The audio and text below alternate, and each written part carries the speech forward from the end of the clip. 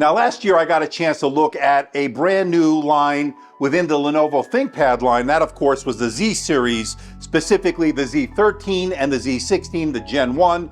Really impressed me, although there was some issues, there was some bugs on some of the software issues in terms of the hardware issues as far as that haptic touchpad, but there have been clamors for a nice refresh here for 2023. They did announce it a few months back, but it has been delayed. Well, the good news is, of course, I finally got one of them into the studio, and that, of course, is the ThinkPad Z16 Gen 2, with a lot of improvements pretty much across the board, specifically an improved haptic touchpad, thanks to the folks over at Sensel who helped develop and co-developed it with Lenovo, and they did a fantastic job really improving an area that I needed improvement. Got a really gorgeous UHD Plus OLED display on this model. It's got an Arctic gray finish in a really nice all metal design, really nice keyboard, a modern take, a more industrial look than we normally see on a ThinkPad, but I think the combination really comes through.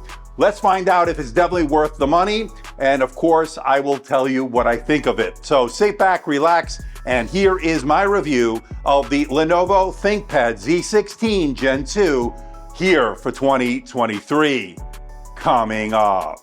Now, before we get to the unit itself, I just want to let everyone know, in the interest of transparency and full disclosure, I'm not being paid by Lenovo. I'm not being sponsored by Lenovo. All the opinions you're about to hear are my own. Lenovo is not getting copy approval. That means you're seeing this video for the first time, just like you.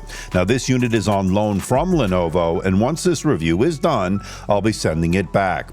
Now, pricing for the ThinkPad Z16 Gen 2 comes in at $2680.30. That's as configured here today. Starting price is $1588.30. And of course, for those that are interested, I will leave a link in the description below for more information and where you can buy one. You know the drill, folks. Let's get this out of the box.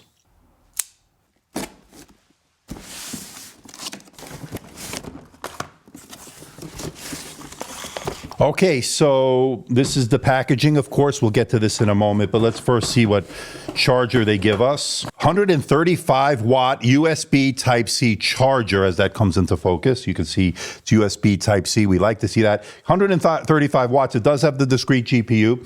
Should be enough juice, though. That shouldn't be a problem. We'll get a weight of all this, travel weight with everything in a moment. You do get your power cord as well. We'll plug that in a moment, but of course, we get the unit itself. And I like the fact that we have some bamboo and sugarcane fiber packaging. So nice eco-friendly packaging in this internal box here. And then of course you get the unit itself here. And this is that Arctic gray, feels good so far. Information here, of course, regarding the unit and some maybe useful information. And then of course, this is some warranty information, yada, yada, yada. Let's put that off to the side there. And here it is. So this is the unit itself, and you can see it here. So that's the bottom of the unit, and we'll collect some fingerprints. This is that Arctic gray finish. So I like the Arctic gray because I don't think it's going to be too bad in terms of the fingerprints. You can see there. And it's 1.855 kilograms, which is 4 pounds, 1.4 ounces. So with the power cord, 135 watt, 2.261 kilograms, or 4 pounds, 15.8 ounces. That is the travel weight. Okay, let's check out the port selection. On the left side are two USB 4 ports, and I like to see those as far as the functionality. Gives you a lot of that Thunderbolt type functionality, connecting to external GPUs, Thunderbolt drives, docks, etc. Good to see that in their full function. And you get a full-size SD card. As far as the cards, they do stick out about a quarter of the way, for those wondering, but great to see that, especially for content creation, having that full-size SD card reader.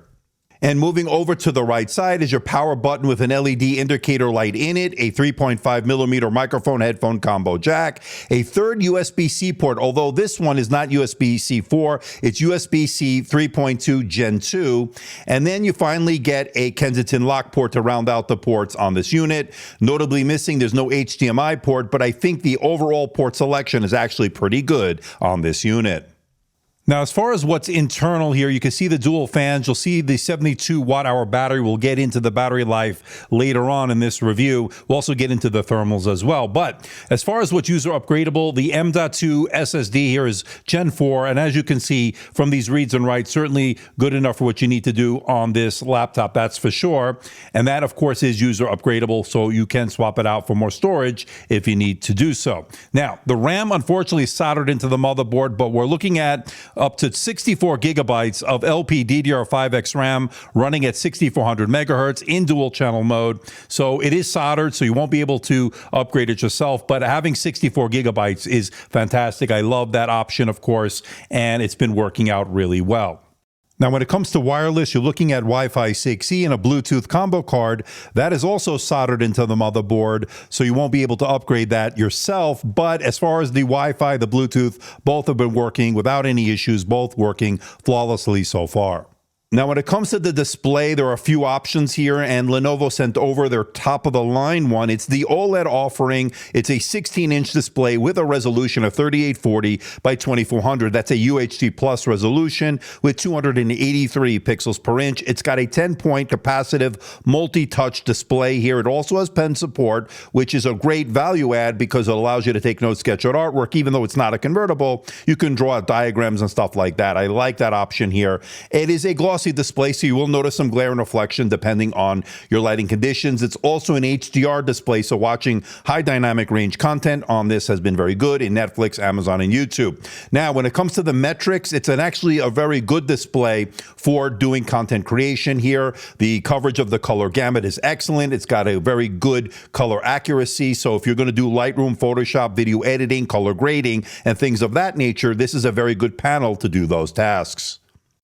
Now, a couple of things to note about this display. It's a glossy display. That means you're going to notice some glare and reflections depending on your lighting conditions. And in direct sunlight, you might have some issues. But overall, for indoor use, it's been excellent, especially with a brightness just below 400 nits. So that's been pretty good. Now, it also does not have a high refresh rate option. This is 60 hertz, no option for 90 or 120, which would have been great for that smooth scrolling, that more fluid experience. So not much offered here in terms of high refresh rate. But for the type of task that this is geared towards, I don't think it's too much of an issue, but would have been nice to have that as an option.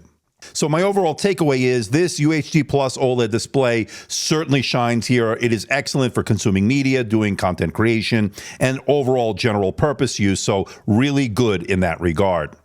So there's a little bit of a problem. I'm not sure what it is. I will reach out to Lenovo, but I'm not able to go above 360p here. Is not, obviously this is supposed to be, I believe, a 1080p camera at minimum. So really should be higher than that, of course. So I will check with Lenovo. Might just be a software issue. We know what the camera's capable of from last year, so I'm not sure what's going on. But there is the studio effects here. You got the auto framing that always keeps you in frame. You got the eye contact. You got the background blur. Here's a standard blur. Here's the portrait blur. So I like to see that. So I'm going to try to figure out what's wrong with the camera, and I will report my findings as soon as I hear anything. All right, let's talk performance, and this is running the AMD Ryzen 9 Pro, the 7940HS, paired with a new one here that we didn't see before, the AMD Radeon RX 6550M discrete GPU with a 60-watt TDP. So we're not looking at a powerhouse in terms of the graphics, but we're talking about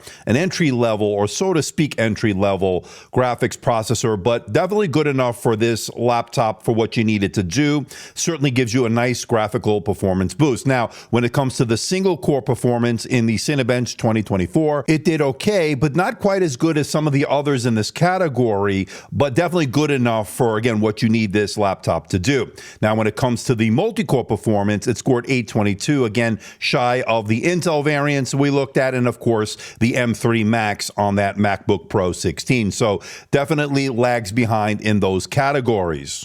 But when you compare it to last year's version, the Z16 Gen 1, you're definitely seeing a performance increase here as far as 14% increased performance when it comes to the single core as far as Cinebench R23, and a 34.6% increase in multi-core performance. When we looked at the Geekbench 6 test, of course, we're seeing a very similar result here in both single and multi-core performance. So year over year, we're seeing a really nice increase in terms of the overall performance.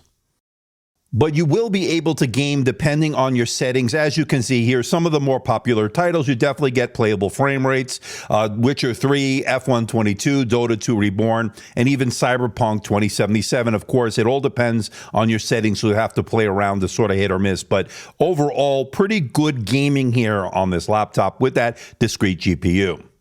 And when I ran the TimeSpy stress test to see if this will thermal throttle under heavy load, it got a passing score of 98.5%, meaning it detected very little, if any, thermal throttling. That's really good news. Now, when it comes to the surface temperatures under heavy load, reaching about 47, 48 degrees Celsius above the keyboard, below the display where the vents are, where the heat dissipates, so not too unexpected, but where you place your fingers on the keyboard, never getting overly hot. Then on the underside here, you'll notice a couple of hot spots, but nothing too concerning as far as the temperatures are concerned. Now, one thing I did notice is the fans can get pretty loud under the performance mode under heavy load, reaching as high as 56 decibels. So that's definitely noticeable. But when you're in the balance mode doing everyday tasks, the fans were not much of an issue in terms of fan noise, remained relatively quiet. So that's been pretty good. Okay, let's talk battery life, and the ThinkPad Z16 here, the Gen 2, sports a 72 watt-hour battery, and it did 9 hours and 44 minutes on the PC Mark X Modern Office battery test. It did 8 hours and 23 minutes on the video playback test, and on the gaming test, it did 1 hour and 5 minutes. Now, compare that to the ThinkPad P1 Gen 6 mobile workstation I recently reviewed. That has a larger 90 watt-hour battery, and this actually did better in most of those tests except for the gaming test. But the overall takeaway is this AMD-based unit is very efficient when it comes to battery life, so looking good in that regard.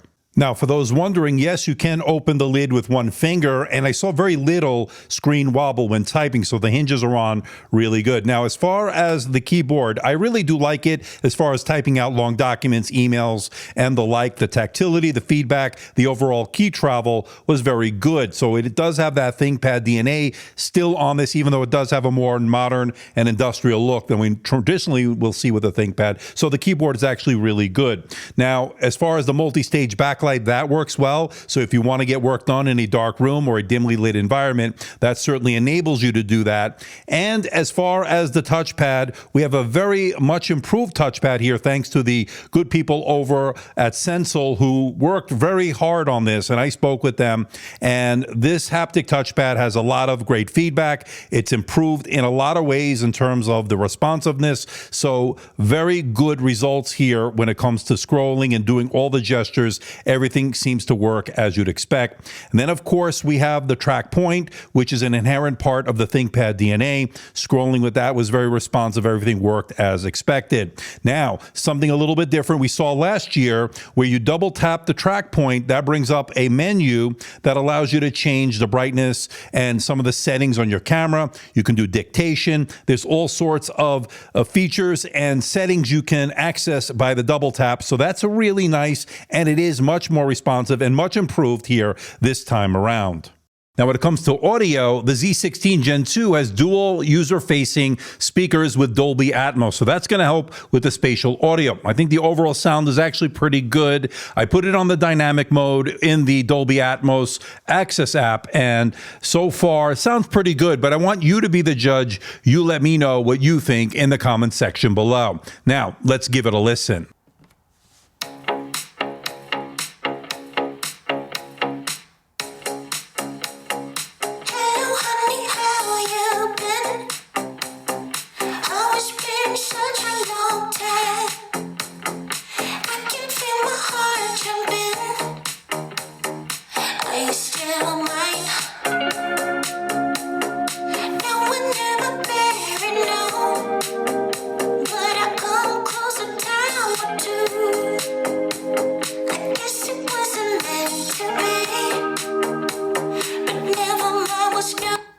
Okay, people, let's bring it all home. What do I think about the ThinkPad Z16 Gen 2 here for 2023? And I got to tell you, I love the gorgeous OLED display. It's excellent once again. Excellent CPU performance per watt. That's really good. Modern industrial design. Actually a big fan of it. Zen 4 Ryzen Pro options here. Fast SD card reader. Good battery life even with the OLED option. Expect even better battery life for the IPS offering. And of course, the Sensal haptic touchpad here is improved this time around. Very responsive and works as you'd expect. Very, very seamless and very good.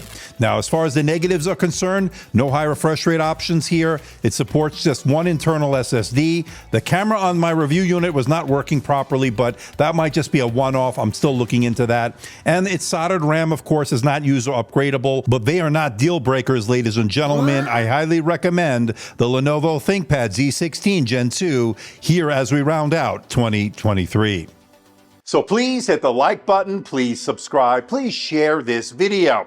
Don't forget to leave a comment in that comment section below. Let me know how I'm doing. Let me know if there's a device or something out there you think I should review. I'll do my best to try to make that happen. Don't forget to follow me on Facebook, Instagram, and that platform formerly known as Twitter. So until next time, this is Andrew, and I'll see you in the next video.